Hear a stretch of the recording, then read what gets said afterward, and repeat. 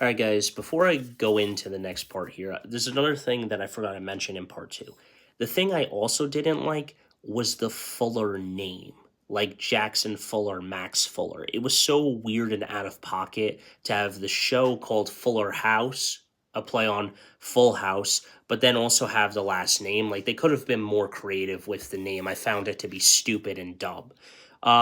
Okay, so first off, the age of the kids was interesting, but that would mean the show wouldn't have a lot of seasons, seeing as Jackson is already 13 at the start of the show. So by the end of the show, he's already 18. So I guess that's why the storyline of not going to college was there, but I digress. Obviously, he's going to like a computer camp, I think, or something along that, or a computer school. Secondly, I don't think he was ever dumb because he made it to advanced history in school, so I don't really think he's necessarily the dumbest tool in the tool shed. Um, Ultimately, I didn't like Mac's personality. I thought he was like young Sheldon. Became kind of a crazy cleaner and didn't like the character.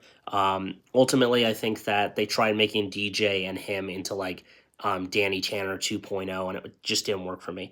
I still love Steph. She was awesome. Basically, became the cool aunt of what Uncle Jesse used to be. So I really didn't have a problem with that. Um, the other thing here is another issue that I have is that when Jackson got drunk, he confesses to DJ, but then it kind of goes nowhere. Like, why didn't DJ bring up that Jackson's grandmother was killed by a drunk driver? Apparently, this was brought up in one of the Full House episodes when DJ talks to Kimmy, but not to Jackson, her own son. Like, what? Like, I just don't understand that. Um, and then I'm going to go into the next part, guys, talking about how I wish the story was a little different. And I just don't like the way that the story happened in the first season.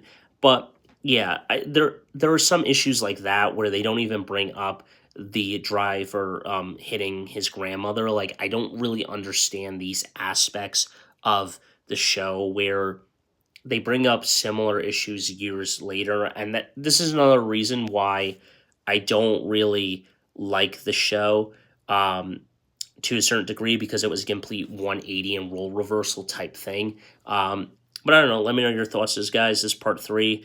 We're gonna go into potentially part four and part five. But that's all I got for you. I'll see you in the next part.